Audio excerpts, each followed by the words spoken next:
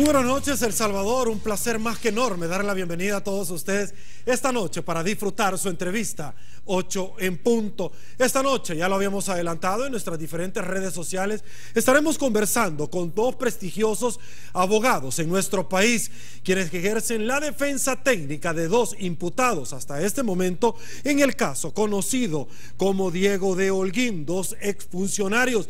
De eso vamos a hablar, de las últimas revelaciones que se han vertido precisamente en este caso y por supuesto todos pendientes, ya que con fecha 26 de junio de los corrientes se ha establecido por parte de la aplicadora de justicia del juzgado quinto de instrucción de la jurisdicción de San Salvador dar a conocer cuál será la resolución, ya que en el mes de mayo se ventiló con todas las pruebas, los órganos de prueba, este caso en dicho juzgado. Con gusto, esta es nuestra propuesta de esta noche para abordar diferentes temáticas. Le damos la bienvenida al licenciado René Castellón, quien es defensor del licenciado Jorge Nieto, exministro de Obras Públicas. Licenciado, un placer tenerlo en su casa. Gracias por acompañarnos. Bueno, nosotros muy contentos de estar nuevamente en tu programa y nos sentimos aquí como en casa siempre. No, de eso se trata, no se siente en casa, siéntase en su casa. También, con gusto, esta noche le damos la bienvenida al licenciado Enrique Araujo, quien es defensor del señor Sigifredo Ochoa Gómez, exministro, viceministro de Obras Públicas. Licenciado, un placer también tenerlo en su casa. Gracias por acompañarnos. Sergio, igualmente, gracias por la oportunidad de acompañarte y de explicar pues nuestra posición acerca de este tan importante caso y ojalá que demos una explicación suficiente para que la población se sienta informada. No, gracias a ustedes dos por hacernos parte de su agenda. Arrancamos, señores, dándole las gracias a Banco Agrícola porque noche tras noche hace posible el primer segmento de esta, su entrevista, 8 en punto.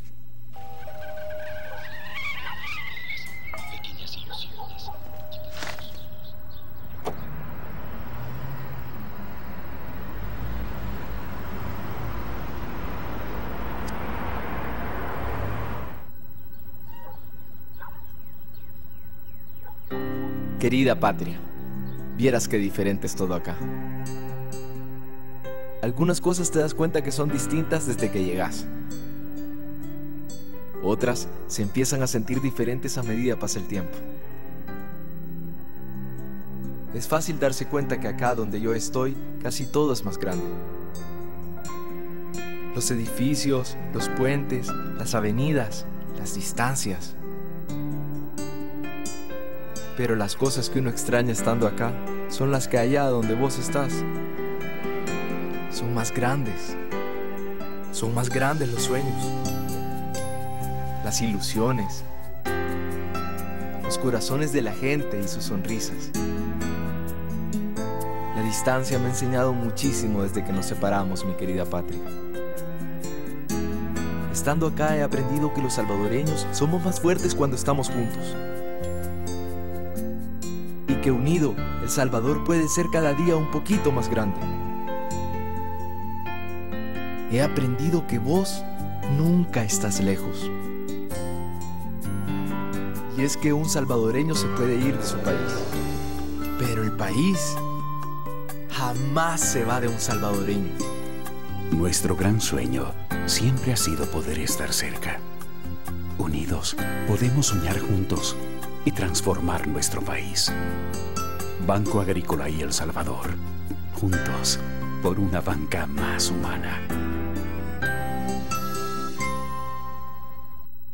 Y bueno, señores, arrancamos y por supuesto vamos a tratar de exprimir al máximo no solamente el tiempo, sino que a estos dos destacados juristas para que nos cuenten con palabras muy sencillas, por supuesto, ante la población salvadoreña, cómo se está desarrollando uno de los casos más emblemáticos y que seguro los salvadoreños están pegados esta noche, como todas las noches, a su televisor.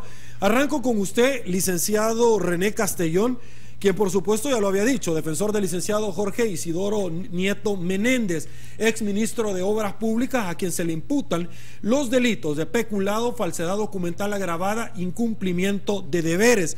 Arranco con la primera pregunta. En el mes de mayo, ya lo había dicho yo, se inició este juicio y estamos con fecha 26 de los corrientes para que la jueza quinto de instrucción de la jurisdicción de San Salvador emita resolución, luego de haber escuchado a las partes. ¿Cómo ve el caso hasta el momento? Bueno, tal como tú lo has dicho, nosotros tuvimos una audiencia que arrancó el 11 de mayo y duró un intervalo de, tuvimos 9 días en audiencia.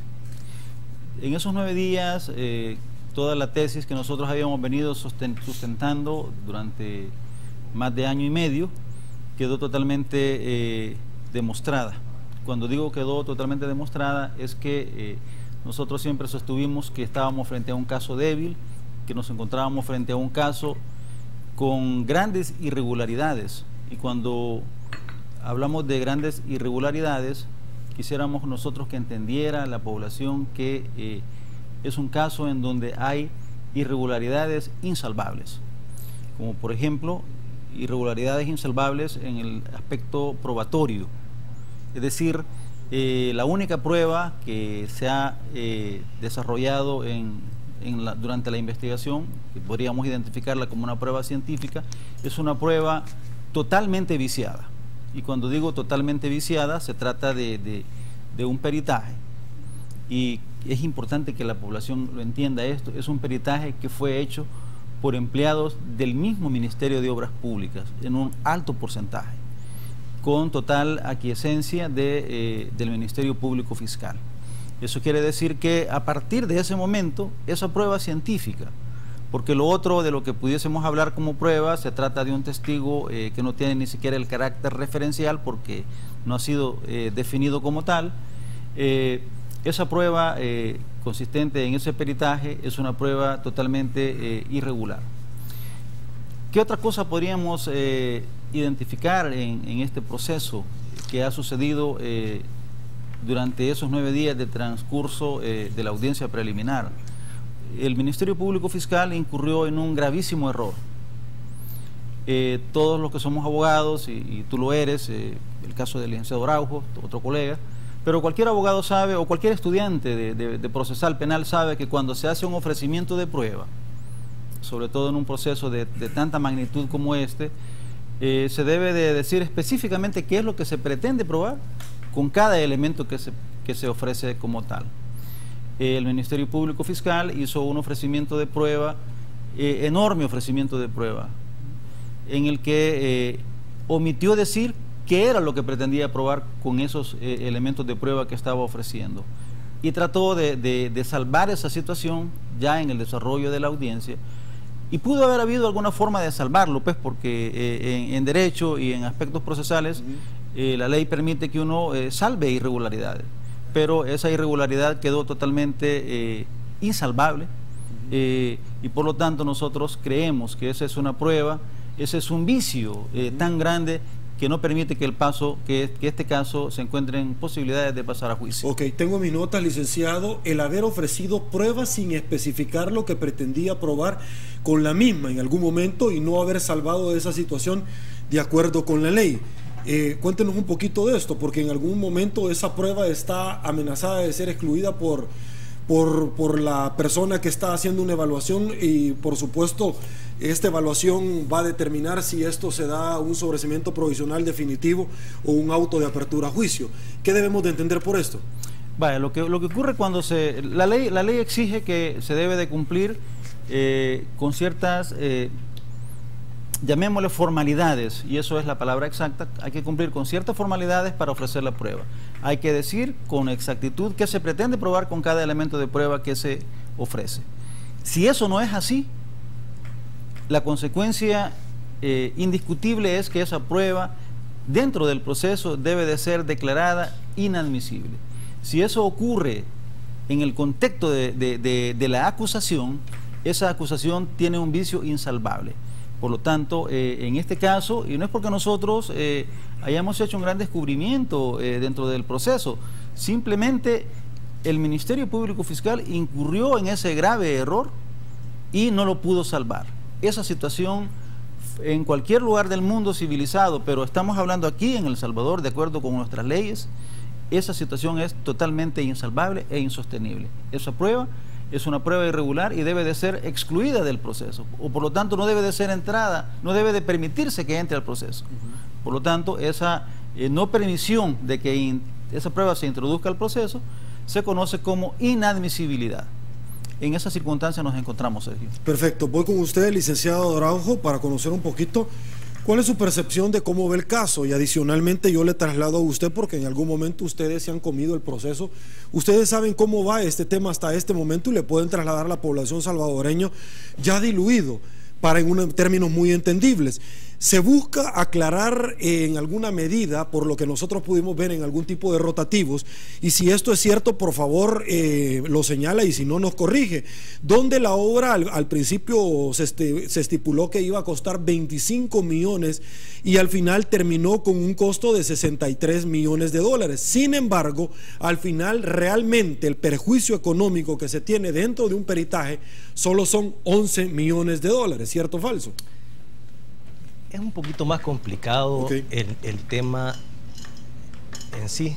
Resulta de que realmente la obra era una sola. En el 2001, cuando el gobierno de El Salvador decidió construir el anillo periférico de San Salvador, pidió una autorización para hacerlo de esa forma. Y en el 2004, el ministro de aquella época solicitó una modificación de esos permisos a efecto de que ese anillo periférico contara con una parte que se iba a llamar Boulevard Diego de Holguín. Ok, debo de preguntarle, ¿quién era el ministro en aquel entonces? En ese tiempo realmente lo desconozco porque no era parte de este proceso. Okay. Realmente fue hasta en enero de 2005 que nuevamente el Ministerio de Obras Públicas solicita una nueva modificación para que el proyecto se desarrollara en 2 tramos, ¿verdad? En ese momento, pues, la obra, como usted ha visto, ha venido sufriendo cambios en el tiempo acerca de qué es lo que el gobierno pretendía de establecer o construir. En el 8 de febrero de 2005, ahí sí ya en tiempos del ministro Gutiérrez, entiendo que ese es el apellido de él, notifica al Ministerio de Medio Ambiente de que, además de los cambios que se habían hecho antes, se iba a realizar un cambio específicamente en la zona de la Escuela Militar.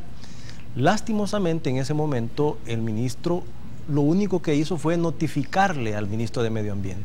Es decir, no solicitó un cambio en los permisos que Medio Ambiente había establecido con anterioridad, sino que simplemente notificó esta circunstancia.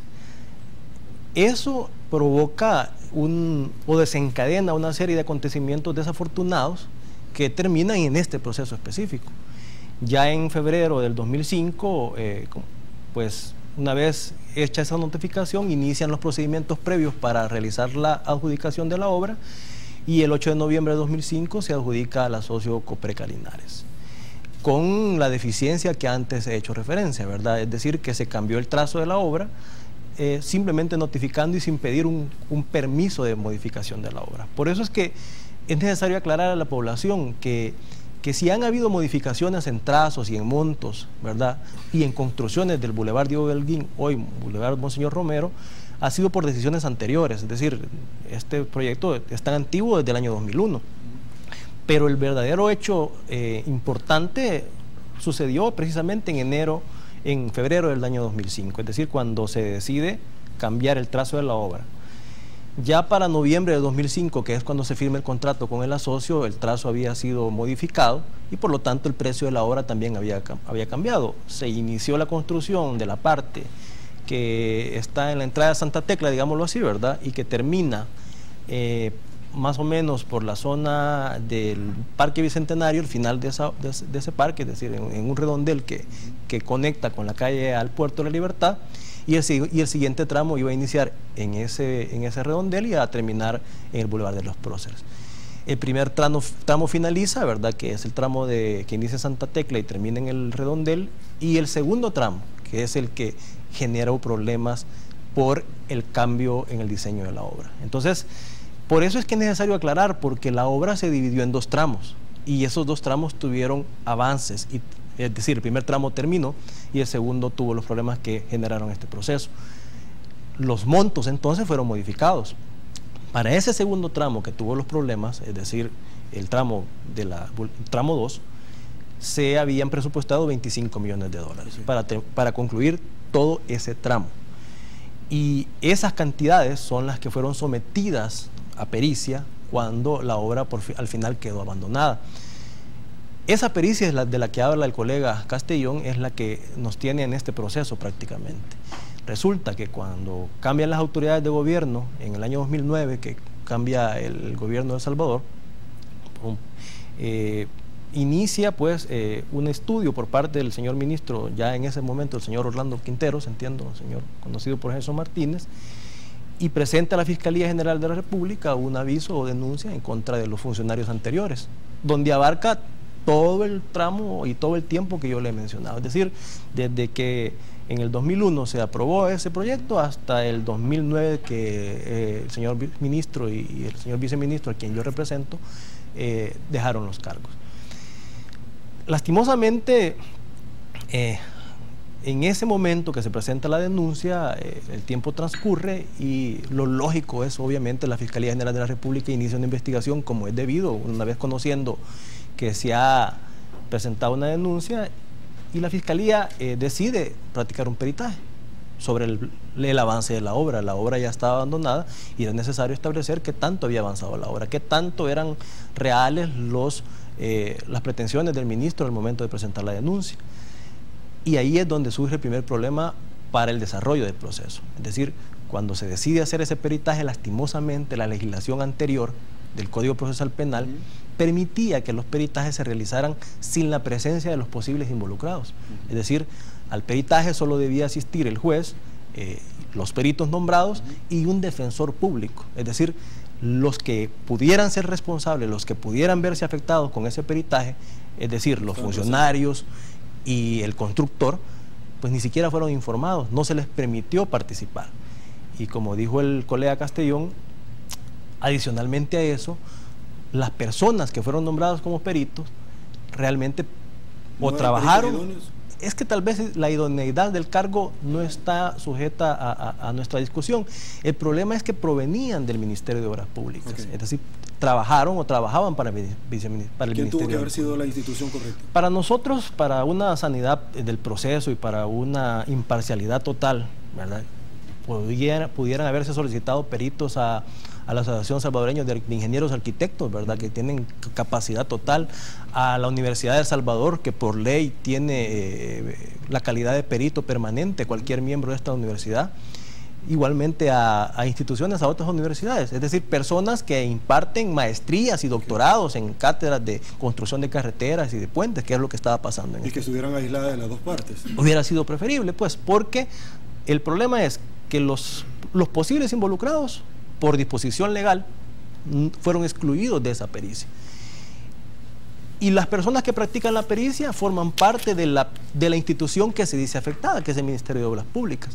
Entonces, eso provoca una irregularidad que más adelante podemos discutir cuál ha sido lo que ha desencadenado. Perfecto. Nosotros hacemos la primera pausa comercial, pero desde ya les adelanto, caballeros, a ustedes también, que al regresar vamos a conocer una experticia con la Corte de Cuentas de la República realizó. Y entre las preguntas, cuando vino el ministro Gerson Martínez acá, a esta su entrevista 8 en punto, la que él realizaba, y por supuesto cuando acudió ante el tribunal correspondiente de paz, fue ¿dónde está el señor Gutiérrez? Y esa es la que vamos a hacer esta noche en 8 en punto. Pausa, volvemos.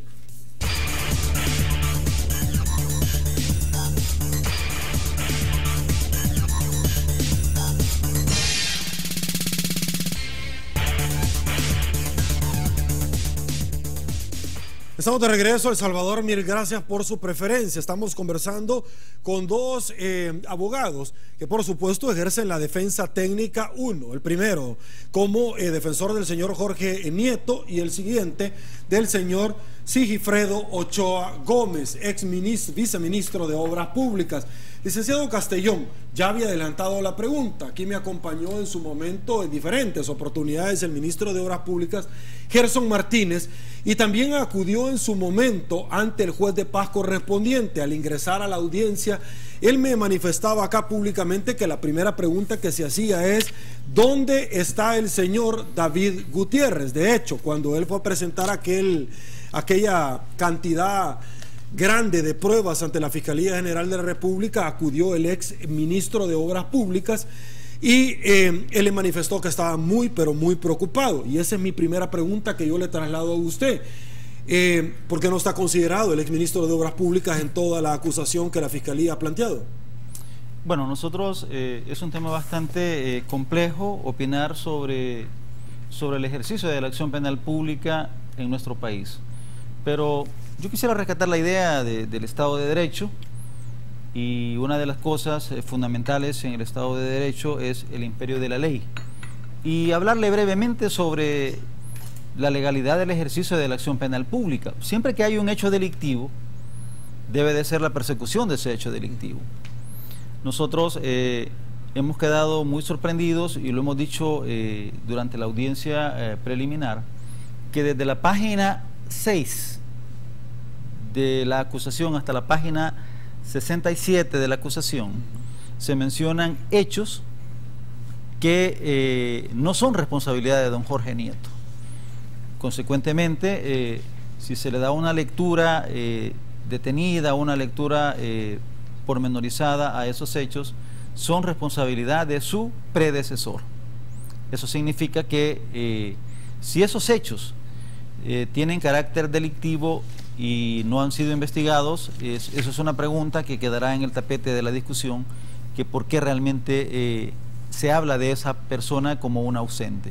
Yo creo que incluso ha habido otro medio en el que se ha hablado ya del gran ausente, y nosotros pues realmente como defensores técnicos, como defensa particular de nuestros defendidos, lo único que podemos decir es que realmente la aplicación igualitaria de la ley en ese momento prácticamente queda en tela de juicio. Es decir, lo que para el Ministerio Público Fiscal ciertos hechos tienen carácter delictivo, otros no lo tienen. Entonces creo yo que eso es una realidad. Y así como esa realidad, podríamos hablar incluso de la realidad que se conoce como la realidad de la Diego de Holguín. Y esto yo no sé si se me permite, por Sergio, favor, cámara, colocar esta página donde están los datos reales de la Diego de Holguín. Cuando digo yo los datos reales de la Diego de Holguín es cuánto ha costado cada uno de los tramos. Esto es bien importante que la población lo sepa, porque si estamos hablando del tramo 1, por un total de 4.6 kilómetros, equivalente al 100% de esa construcción, costó 20 millones. El tramo 2 iba a costar 23 millones. Total, construido el 55%, costó esos 23 millones. El tramo 2 iba a costar 3 millones adicionales, pero con una diferencia de 3.8 kilómetros inferior a la 4.6. ¿Por qué? Es correcto. Pero ¿qué es lo que hay que cuestionar en estos datos? Que el tramo 1 y el tramo 2 en su construcción de 8.4 kilómetros iba a costar 43.853.000 dólares. Y lo curioso es que el 21%, es decir, con lo que se finalizó la obra, costó 35 millones. Es decir, estamos hablando que toda la obra en su tramo 1 y su tramo 2 tuvo un costo total de 73 millones. Un costo final de 73 sí, millones, de 73 cuando millones. Inicialmente iba a costar 43 millones. Sí, pero lo que también llama la atención es que el actual titular, en más de una ocasión y cuando se inauguró la obra, trasladó una información que la obra había costado 100 millones de dólares o cerca de 99 millones de dólares. Eso es una cuestión también importante en el contexto del Estado de Derecho, porque la población tiene un derecho humano fundamental a recibir información veraz. Por lo tanto, si estamos hablando que se debe de manejar información veraz, la información real y cierta respecto de los datos completos que se han manejado en la obra son los que este servidor está trasladando en este momento. Y son datos que podrían ser confrontados en cualquier lugar y científicamente llegaríamos a esos datos en su totalidad. Ok, tengo en mis datos acá algo que me llama muchísimo la atención, donde se dice que la Fiscalía General de la República ha ignorado que cuando el señor Jorge Nieto llegó al Ministerio de Obras Públicas se encontró 7 proyectos paralizados que habían estado bajo la responsabilidad de su antecesor, es decir, hablemos con nombre y apellido, el señor Gutiérrez. Y si particularmente el proyecto de Diego de Holguín, tramo 2, evidentemente lleno de irregularidades, pero él llega después también se tiene la mínima probabilidad de establecer y probar que el señor Jorge Nieto haya actuado con dolo. Sin embargo, se busca en los expedientes y se puede establecer que él actuó conforme a la ley. Comenten un poquito sobre este tema, por favor. Vaya, una de las cuestiones que implica la acusación de un hecho delictivo, sobre todo la naturaleza de los hechos que ya mencionabas al inicio, que se le imputan a don Jorge, todos esos hechos son eminentemente, o deberían de ser eminentemente dolosos.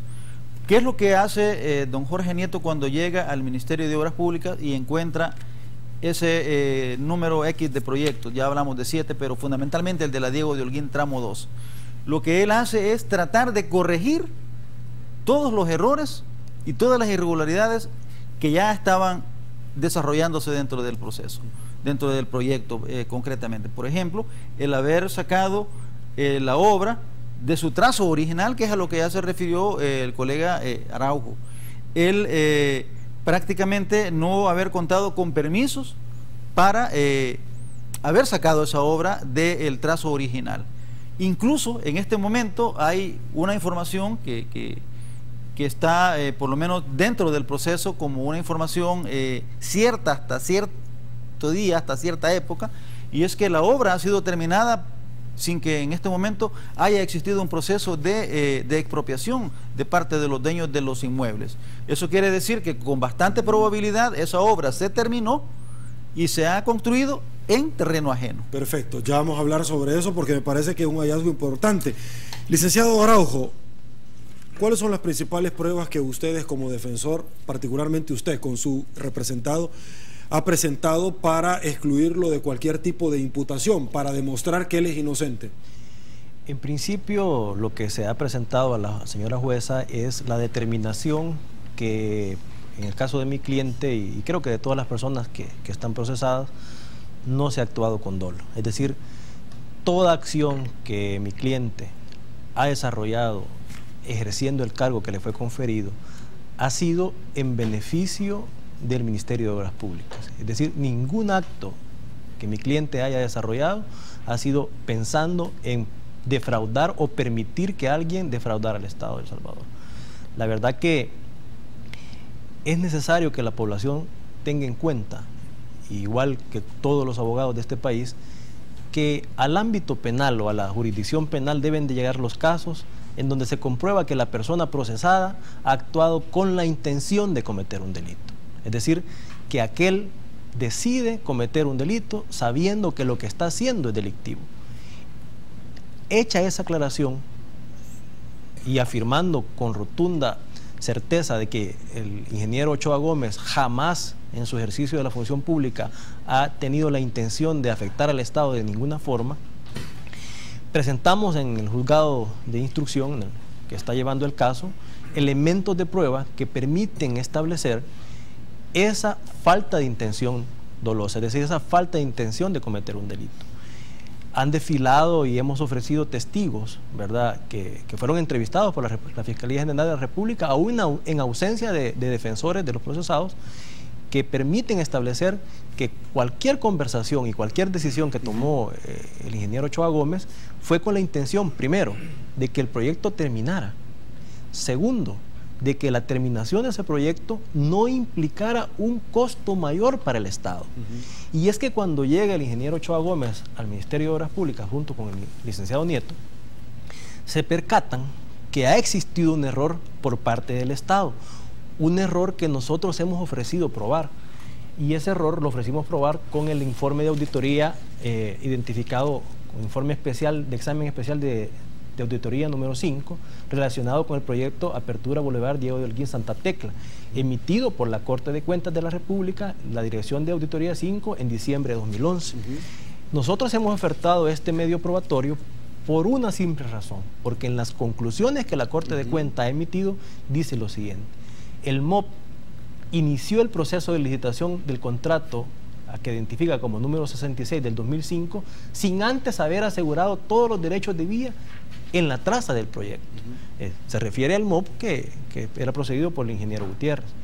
En el literal B dice, el MOP contaba con un diseño conceptual elaborado por el socio Delcan S.A., Roberto Salazar S.A.S.B., que no invadía la reserva forestal denominada Finca El Espino, pero lastimosamente fue inutilizado, cuando te explicaba, y en el desarrollo del proyecto, y se invadió esta circunstancia. Y el tercero dice, al analizar la documentación contenida en el expediente administrativo del proceso de arbitraje promovido por el asocio temporal Copreca S.A. y Linares S.A.S.B. respecto al contrato antes mencionado, concluimos que las causas de los reclamos promovidos por dicho asocio corresponden a la mala planificación del proyecto y a las decisiones tomadas por parte de los funcionarios del MOP que fueron contrarias a las disposiciones contractuales y legales aplicables al proyecto. Es decir, en el año 2005. Ok, me están pidiendo una pausa, aguántenme un ratito, pero desde ya dejo sentada la pregunta para ustedes dos. La primera pregunta es, ¿cómo es que un peritaje se perdió en un juzgado de paz? Número uno, mire qué interesante, para que vea que yo tengo bien graficado el tema este. Y dos, ¿cómo es ese tema de que hay un peritaje que dice, y si me equivoco me corrige porque yo tuve conocimiento, que la Corte de Cuentas en su parte final establecía que era el señor Gutiérrez? Aguánteme un ratito. Pausa, volvemos.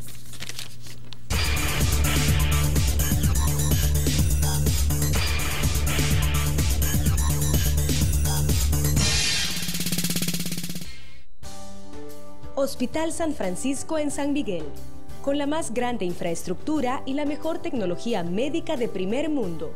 Tiene la capacidad de realizar procedimientos médicos y quirúrgicos como trasplantes de riñón, permitiendo mejorar la salud y calidad de vida de los pacientes. Además cuenta con la más equipada unidad de cuidados intensivos para adultos y la única unidad de cuidados intensivos neonatal y pediátrica de hospitales privados en San Miguel.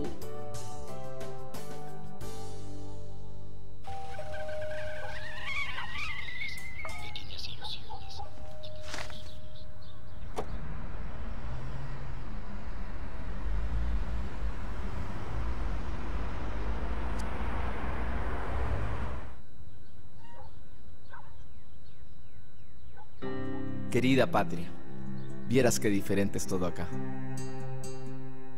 Algunas cosas te das cuenta que son distintas desde que llegas.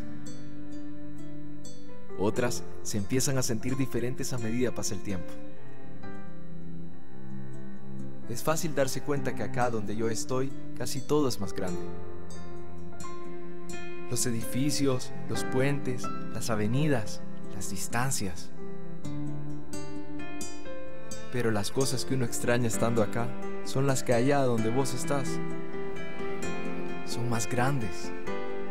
Son más grandes los sueños, las ilusiones, los corazones de la gente y sus sonrisas. La distancia me ha enseñado muchísimo desde que nos separamos, mi querida patria. Estando acá he aprendido que los salvadoreños somos más fuertes cuando estamos juntos. Y que unido, El Salvador puede ser cada día un poquito más grande. He aprendido que vos nunca estás lejos. Y es que un salvadoreño se puede ir de su país, pero el país jamás se va de un salvadoreño. Nuestro gran sueño siempre ha sido poder estar cerca. Unidos, podemos soñar juntos y transformar nuestro país. Banco Agrícola y El Salvador, juntos por una banca más humana.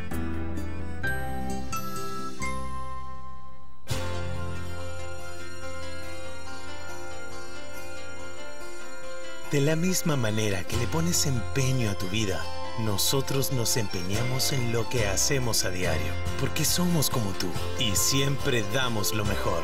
Y como siempre damos lo mejor, en Campestre te volvemos a echar la manita. 5 piezas, 5 panes, a solo $5.99. Disponible solo para llevar. Pollo Campestre, el pollo como a ti te gusta. La gripe siempre empeora de noche y no te deja dormir. Toma Tapsin Noche, las cápsulas verdes que actúan rápidamente contra los peores síntomas de la gripe. Y para el día, Tapsin Día, que alivia sin provocar sueño. Tapsin Noche y Tapsin Día, de Tapsin. El buen vestir es un detalle y Monte Carlo ha cuidado por más de 6 décadas, de generación en generación, los detalles en el arte del buen vestir. Monte Carlo Lo mejor en ropa casual y formal, en marcas de diseñadores con prestigio internacional como Giorgio Fiorelli, Cuba Vera, Dockers, Carlos Santana, Ruffini, Montecarlo, Tiglio, Penguin y muchas más. Elegante, innovador, casual, Montecarlo, Vía Madrid, Multiplaza, Villas Españolas y Aeropuerto Internacional Duty Free. Montecarlo, cuidando los detalles por más de 6 décadas. No más celulitis y no más grasa con Vitacil Soya con algas marinas. Ayuda a adelgazar y nos mantiene en forma. ¡Rebajé! Una cápsula de Vitacil Soya con algas marinas antes de cada tiempo de comida. Vitacil Soya con algas marinas, otro producto, calidad Laboratorio Suizo. ACOVIDRL, su banco cooperativo de confianza. Somos una empresa que le brinda una amplia gama de servicios financieros competitivos, con las mejores tasas de interés del mercado y una amplia cobertura con nuestras 12 agencias. ACOVIDRL, solidez, estabilidad y confianza. ACOVIDRL, su banco cooperativo de confianza. Autorizado por la Superintendencia del Sistema Financiero. Hospital San Francisco en San Miguel pone a su disposición la unidad de hemodiálisis más grande de El Salvador, con las mejores máquinas y filtros marca alemana Fresenius, que le dan seguridad a nuestros pacientes. Se brindan 3 turnos para hemodializar, siempre tomando en cuenta su economía con los precios más bajos de todo el país. Hospital San Francisco, un hospital con corazón al alcance de sus manos.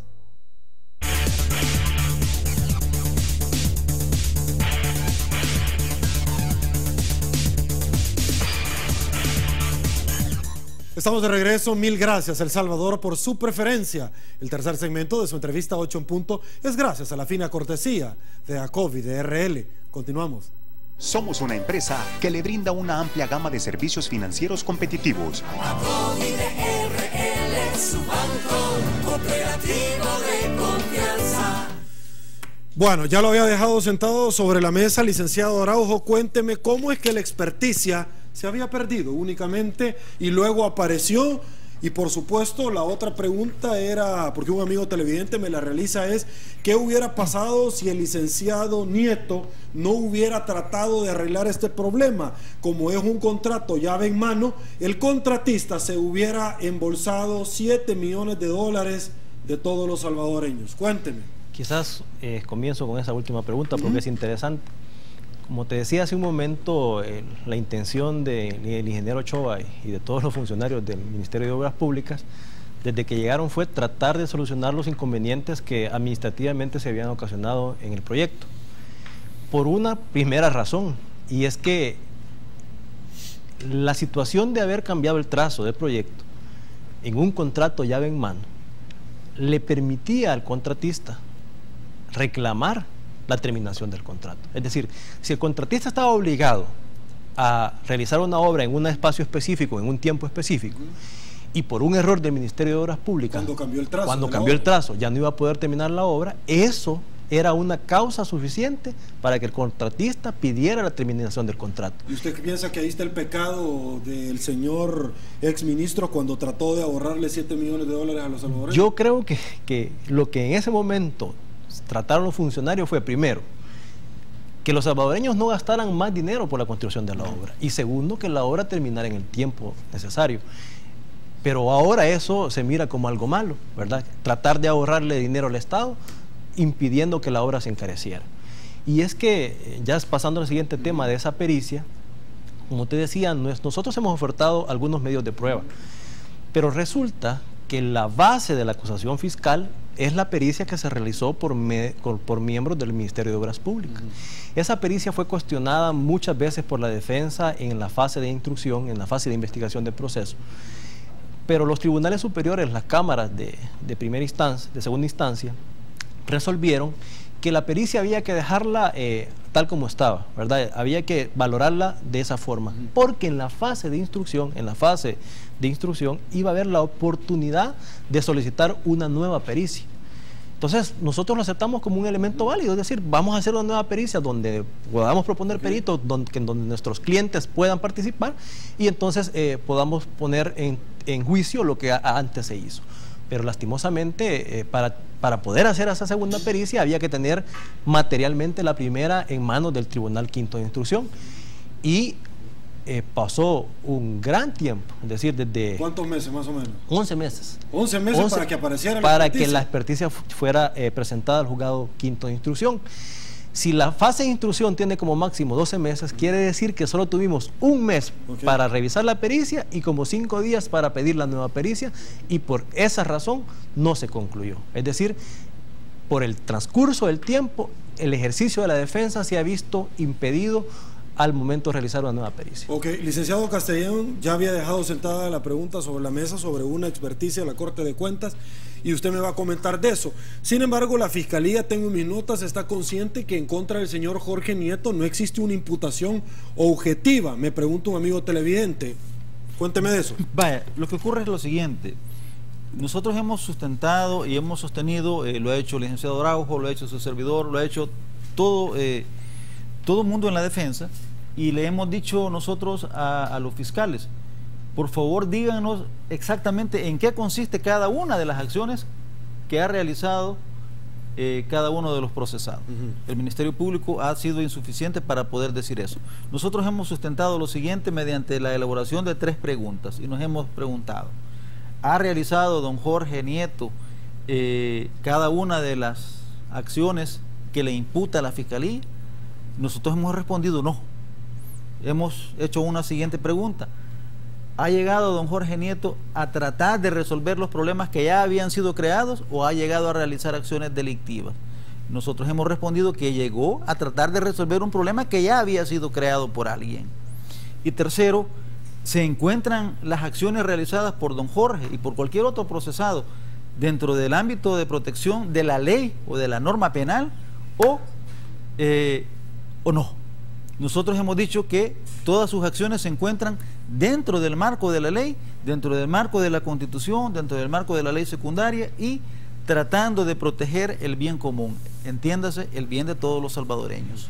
Por lo tanto, creemos nosotros que el Ministerio Público tiene esas grandes debilidades y le respondemos a la persona que preguntó esa situación. No hay ninguna posibilidad de demostrar imputación ni tampoco de hacer un juicio de autoría en contra de él.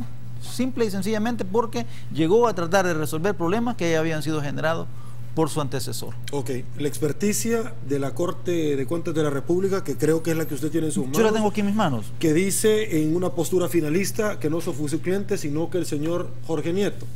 Sí. No fue el señor Jorge Nieto, sino fue el señor Gutiérrez. Esta experticia, que es bien importante y que nadie la ha discutido, y es decir, cuando digo que nadie la ha discutido, significa que nadie la ha cuestionado. Esta viene de diciembre de 2011.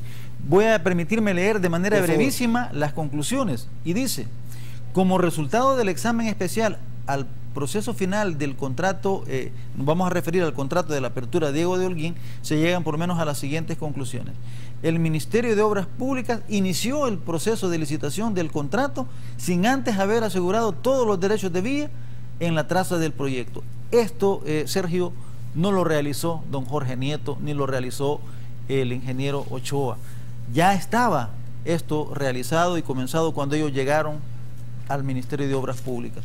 Y también dice algo: el Ministerio de Obras Públicas contaba con un diseño conceptual elaborado por el asocio Dalcan SADCB.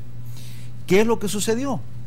Este proyecto conceptual, este diseño conceptual contaba con todos los permisos, entiéndase, permisos de medio ambiente, opinión técnica favorable de la Dirección General de Inversión y Crédito del Ministerio de Hacienda, y al cambiarse el rumbo de este proyecto, totalmente esto quedaba como letra muerta y el proyecto quedaba prácticamente, como por así decirlo, en el aire. Quedaba prácticamente, así como dice el informe de la Subsecretaría de Transparencia y Anticorrupción, nació viciado desde un inicio. Eso es lo que ocurrió y con eso resumo yo realmente como puntos más importantes y primordiales lo que dice este informe de la Corte de Cuentas. ¿Este informe está agregado al proceso? Sí. Perfecto. Voy con la otra pregunta. Licenciado, rápidamente, ¿cómo es que se construyeron esta obra sobre terrenos privados y no se habían dado cuenta? Vaya, nosotros tenemos una información preliminar y también la conoce el colega Araujo.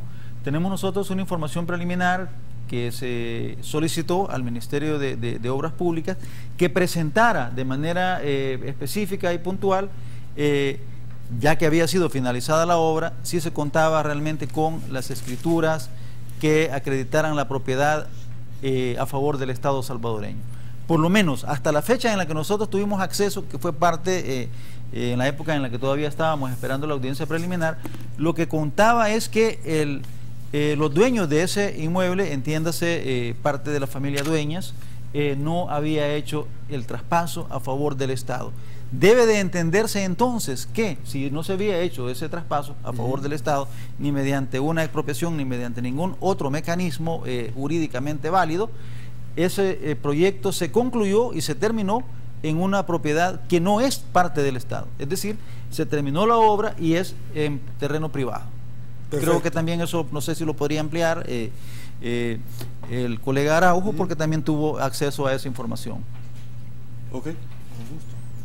Es que cuando estábamos en la fase de investigación, como parte de las pruebas que se ofrecieron, se solicitó que el Ministerio de Obras Públicas presentara esos derechos de vía. Okay.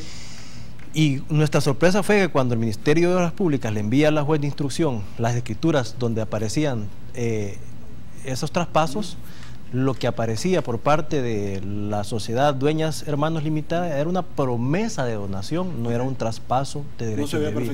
No se había perfeccionado, ¿verdad? Es decir que hasta ese momento el Estado todavía no era propietario de los derechos. Magnífico, vamos a pausa, volvemos, señores.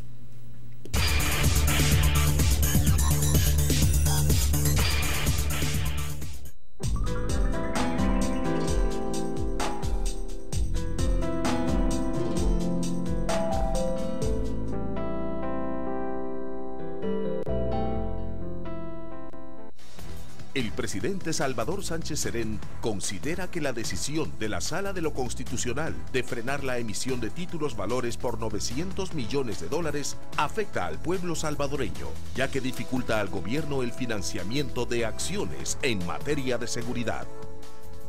Como presidente de la República, soy respetuoso de la institucionalidad, pero también como salvadoreño yo estoy en la obligación de valorar esa actitud de estos magistrados. En el congelamiento de esos $900 millones, a quien afecta es al pueblo salvadoreño, no al gobierno. Ellos deben asumir el costo de que la violencia continúe elevándose porque le quitaron al gobierno la oportunidad de invertir $100 millones en la seguridad. Yo les hago el llamado a que reflexionen por el país. Gobierno de El Salvador, un año gobernando con la gente. Alejandro, es una pregunta sencilla. ¿Acepta a Camila como su legítima esposa? Que tus peores pesadillas no se vuelvan realidad. Da tu mejor cara con Acnesil. Tratamiento intenso contra el acné, barros y espinillas. Acnesil, con tono natural. Nadie lo notará. Acnesil. Laboratorios Suizos, 50 años, innovando en salud y belleza. Club Daima te pone a chatear con tus amigos de Facebook en tu celular. Envía chats al 1081 y descarga Facebook Chat totalmente gratis. Únete ya a Club Daima y conéctate con tus amigos de Facebook en cualquier lugar. ¿Qué esperas? Envía chat al 1081 y descarga el contenido más divertido sin límites. ¿Quieres saber qué documentos necesitas para tramitar la visa? Los cambios y los costos de equipaje de diferentes aerolíneas o cuáles son las fechas establecidas por la embajada para tus trámites. Esta información puedes tenerla en tu celular enviando la palabra migra al 1087. Aplican todas las compañías de telefonía celular. Si tienes saldo, recibirás todos los días 2 tips de migración. Suscríbete ya y resuelve tus dudas migratorias. Kit digestivo, producto 100% natural. El kit digestivo contiene Digestol, combate y previene la inflamación del intestino, flatulencias y náusea. Colitisil, ayuda a aliviar la colitis nerviosa. Senlax, favorece la evacuación y evita el estreñimiento. Kit digestivo de Laboratorios Suizos. Laboratorios Suizos, 50 años innovando en salud y belleza. Desde que llegamos, Más de lo que esperas no fue una frase más. Fue entender que necesitabas crecer más allá de El Salvador. Fue seguir confiando en ti y brindarte herramientas para seguir creciendo, para que manejes todo desde aquí, como si estuvieras allá. Más de lo que esperas. Hoy son 9 países que operan como uno solo. Somos Banco Promérica y seguiremos dándote más de lo que esperas.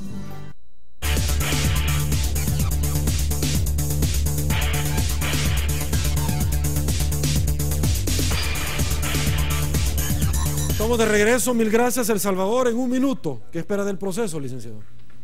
Bueno, nosotros esperamos que se pueda diferenciar una decisión administrativa con consecuencias y un hecho delictivo.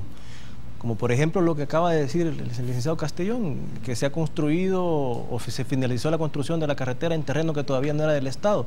Eso pudiera ser una decisión cuestionada, pero no necesariamente debe ser delictiva. Esa es nuestra intención, que la autoridad pueda diferenciar qué es un error administrativo y qué es un verdadero delito, para que en el futuro, ¿verdad?, se juzguen los hechos en las jurisdicciones que corresponden. Perfecto. Licenciado Castellón, ¿qué espera usted el próximo 26 de Los Corrientes? Bueno, coincido realmente con el colega Araujo, y nosotros tenemos fe en el sistema de justicia. Hay quienes no creen en el sistema de justicia nuestro, pero yo soy de los que tengo fe en el sistema de justicia, y creo yo que en un proceso como el que hemos conocido es fácil no predecir la decisión a la que se puede arribar, porque los jueces son independientes en ello. Pero si nosotros partimos de los presupuestos procesales y partimos de los presupuestos probatorios, creemos nosotros que este caso tiene tanta debilidad y tiene tanto vicio que es un caso que es imposible que pudiese pasar a juicio. Nosotros dejamos en manos de Dios y de la justicia lo que pueda decidirse, y creemos nosotros que si las cosas se deciden sobre la base de la legalidad, nosotros esperaríamos que este caso no pasara a juicio. Ese sería nuestro punto. Perfecto. Llegamos al final de la entrevista 8 en punto. Licenciado Enrique Araujo, muchísimas gracias por habernos acompañado en esta su casa. Muchas gracias. Gracias, licenciado Castellón. Muy amable, Sergio. Siempre usted es muy amable con nosotros. Gracias. Ustedes tienen las puertas abiertas y todos los involucrados también en este proceso. Señores, a continuación se viene Olimpia 33, todo deporte. El Salvador, el encuentro entre San Cristóbal y Nieves termina favorable para el representativo de la selecta Cuscatleca, 4-1. Bendito sea Dios, señores. Soy Sergio Méndez, llegamos al final de la entrevista 8 en punto, hoy martes 16 de junio del 2015. Así están las cosas hoy por hoy. Será hasta el día de mañana. Feliz Día del Padre adelantado para los padres responsables, para aquellos que de verdad se han ganado a puro pulso ese mote. Será hasta el día de mañana. Que pasen muy buenas noches y una vez más, que el Señor los bendiga a todos.